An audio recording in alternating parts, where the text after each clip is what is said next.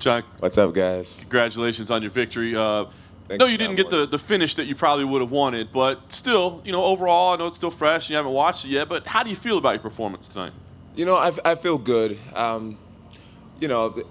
I definitely would have liked to finish the fight.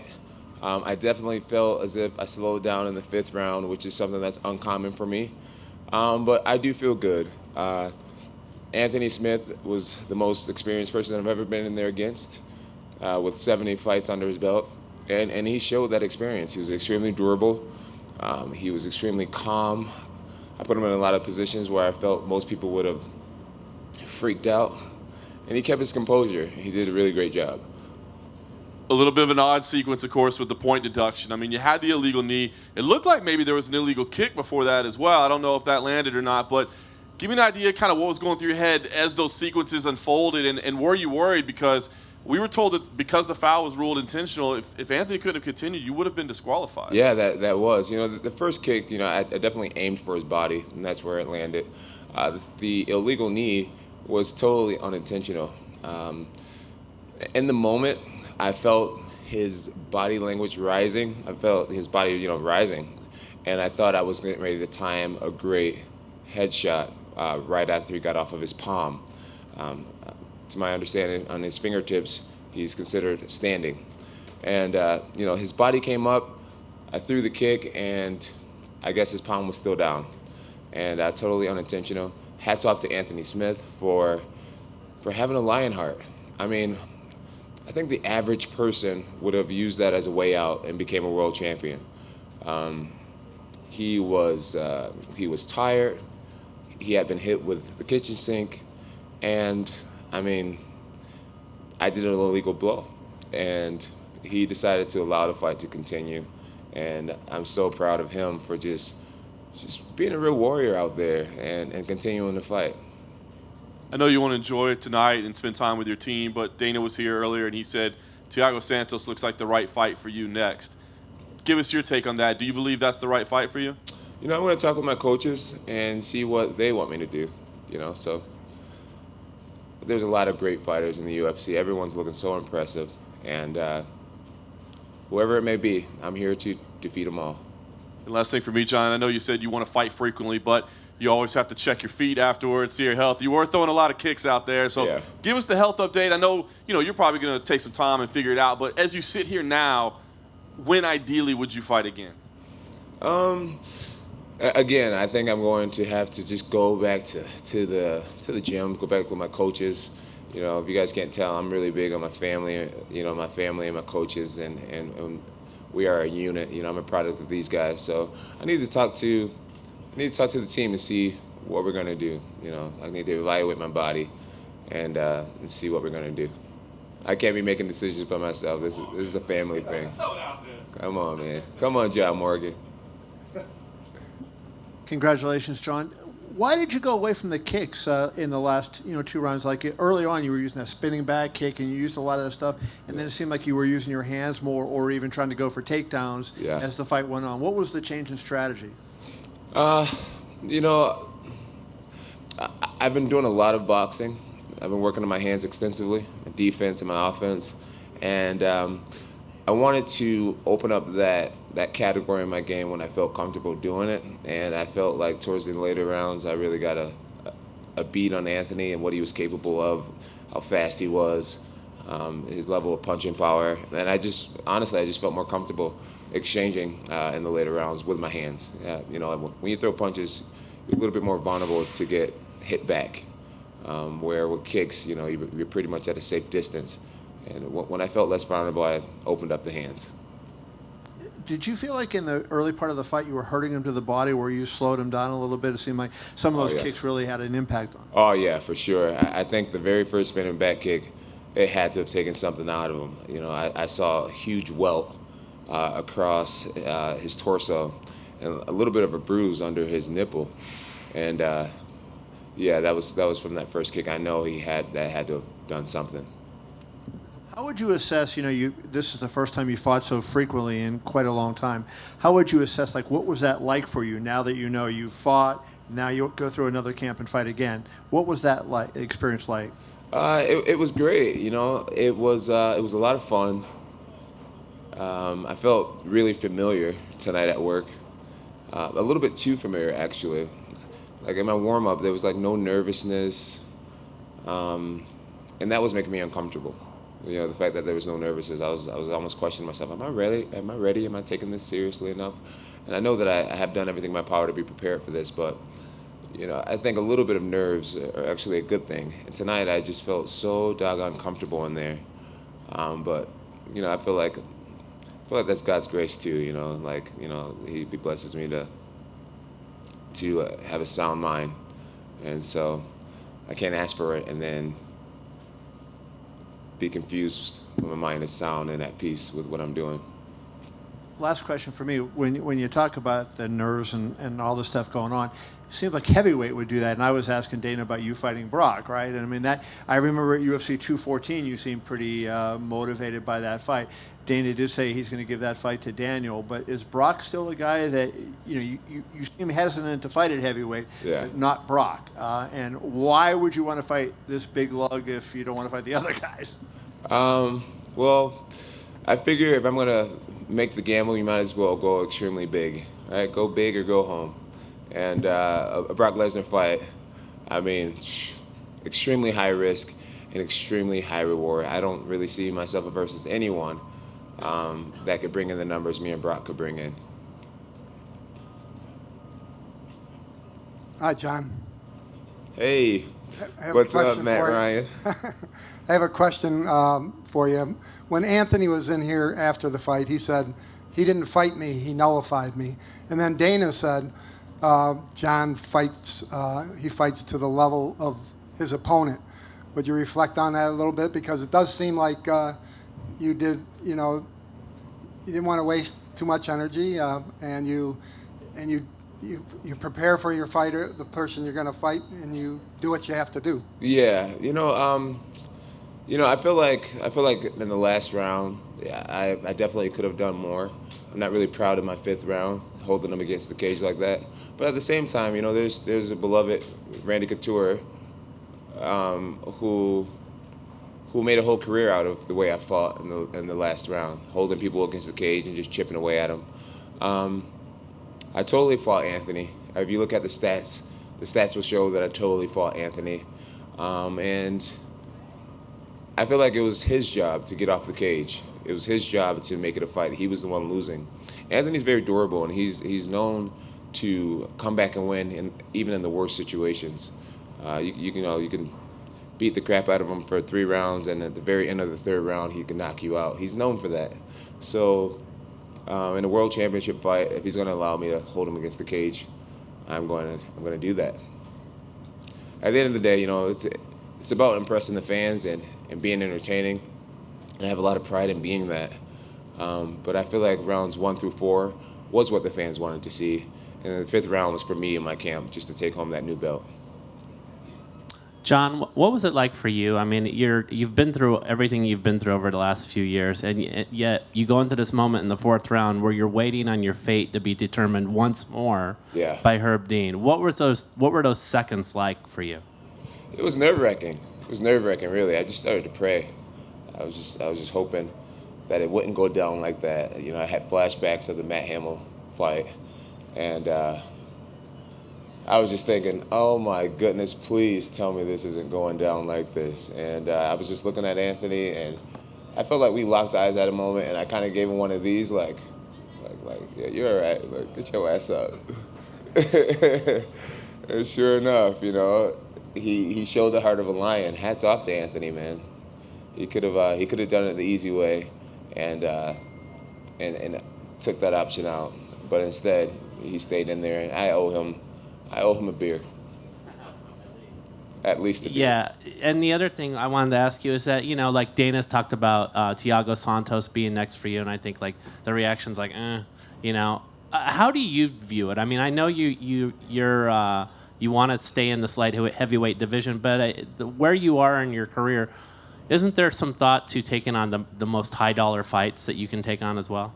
I think all these younger fighters should get their opportunity at a world title. When you sit in my position, It's like, who am I to deny people? But I'm not going to really talk ahead too much. I'm going to get with my coaches, and we're a close, tight-knit family, and this career is not mine; it's all of ours. And we're going to talk about who we want to fight next, what we want to do next, and just play it like that.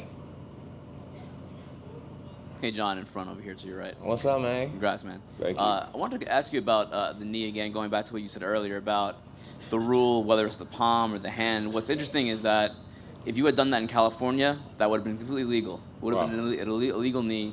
It's illegal in Nevada because of just the different rules about which hands is which. Is that confusing for fighters? I mean, it's like, if that was in California, again, that would have been a legal knee, but here, it's not. It is confusing. It's a little confusing, but I'm not going to blame the rules or whatnot. I just need to be better. I need to be a professional and know where I'm fighting. If I'm in Nevada, I guess the difference from here to here is it can change a career. It could change what your record is, So I made a mistake. It was an honest mistake. I'm sure because it's me, fans are going to be like, this dude fucking cheated. He's such a cheater. Poking people in the eyes. And now he's kneeing people in the head. I just got to learn to, take it and keep on ticking. I'm curious, what was I don't know if you watched that earlier in the fight. Johnny Walker, light heavyweight in your division, had another impressive knockout. What are your thoughts on him? It's like, is he like the next coming of a Jon Jones type guy? And I think there will only be one Jon Jones. But I didn't see the fights. I did get to see Tyrone Woodley's fight, but I didn't get to see any of the earlier fights. And I'm excited about the future of the light heavyweight division. I really feel like God anointed me to be a fighter, and I'm going to have to take on every comer. And the confidence that I had as a 23-year-old facing Shogun Rua has only grown. I believe in myself tremendously, and no one said my job was meant to be easy, but I felt like I'll always make a way to make it happen.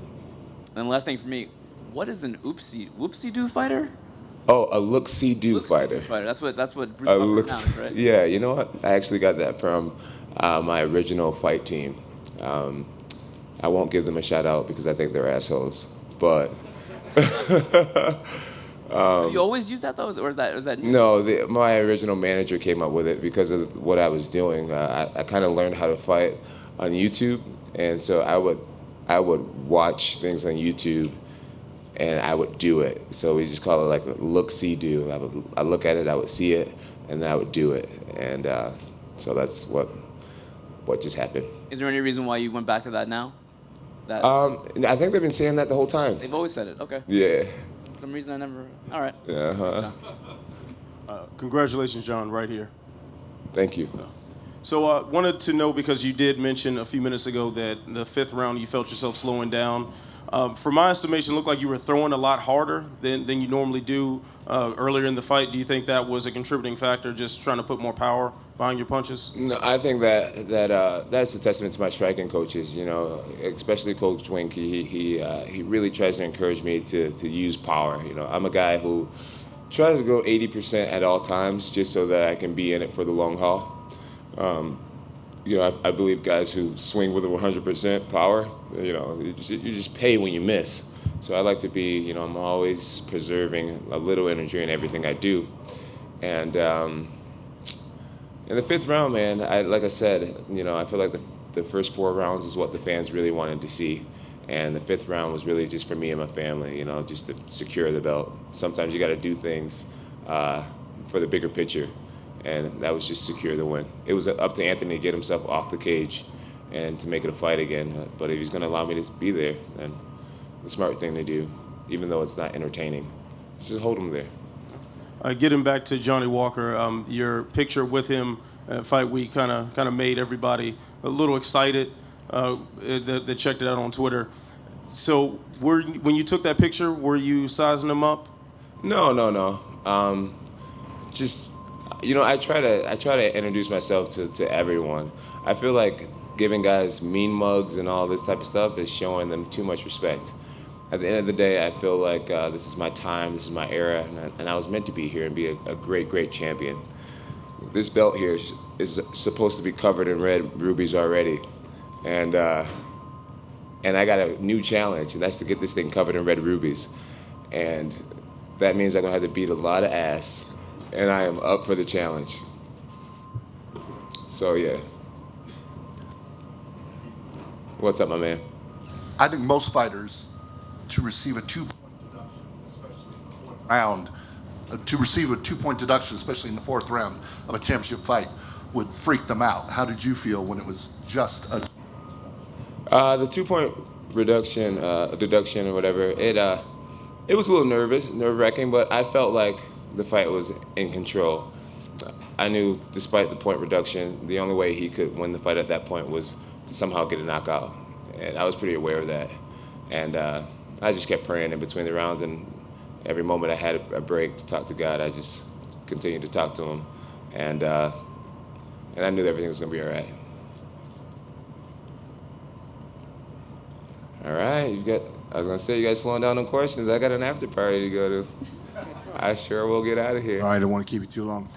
You know, among all your attributes that we talk about so much, I think one thing that doesn't get talked about enough is your composure. That's one of the things that sets you apart and makes you one of the greatest, if not the greatest. Thank you. How do you do it? Composure. I don't know, man. I don't know. I don't know, Are honestly. you into visualization, meditation? Visualization, yeah. I visualize a lot. I meditate a lot.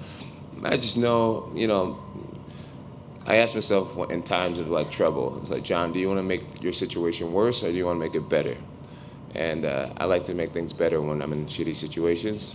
And I know the best thing I can do in the moment is just try to relax, stay calm, focus on what I can't control.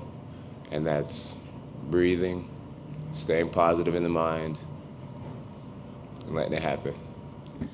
I heard you say after the fight you were a little disappointed with your performance. It was a fantastic performance as far as I could tell.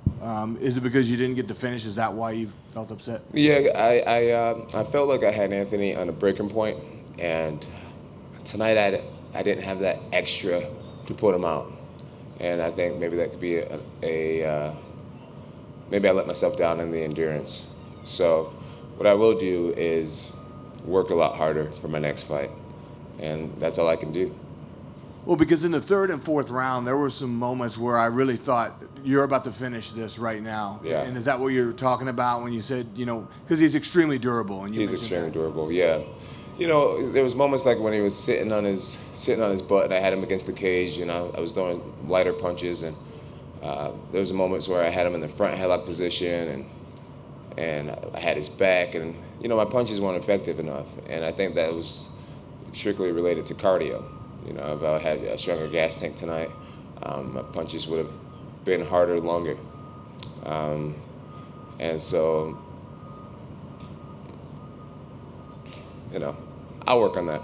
And my last question is, you said that you enjoyed actually having an opponent where there's not this rivalry and all this trash talking going on. It kind of seems like all the up-and-comers that are in your division that are gunning for you, it's kind of the same way. There's not really any more bad blood. It's all younger guys that are up and coming. So yeah. You look forward to that road? I'm sure there'll be more bad blood.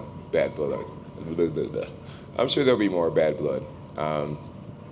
As of right now, there's no immediate opponent, and there's no real storylines going on. But I'm sure once a fight gets announced, things will spice up nicely.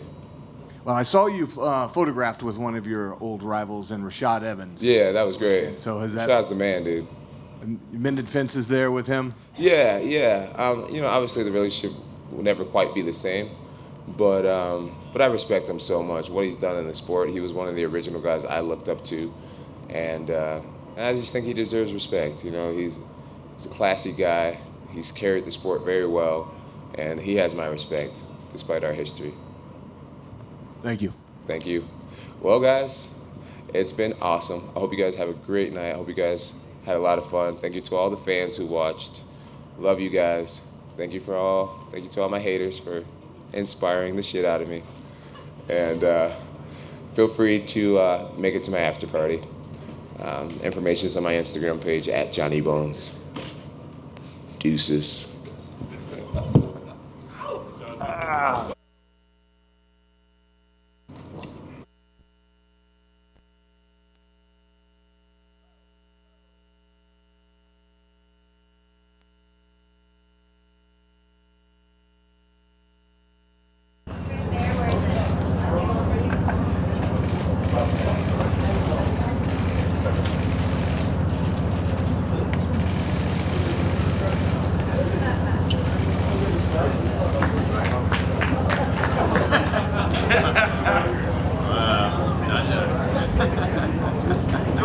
too zoomed in for it. I had to get out.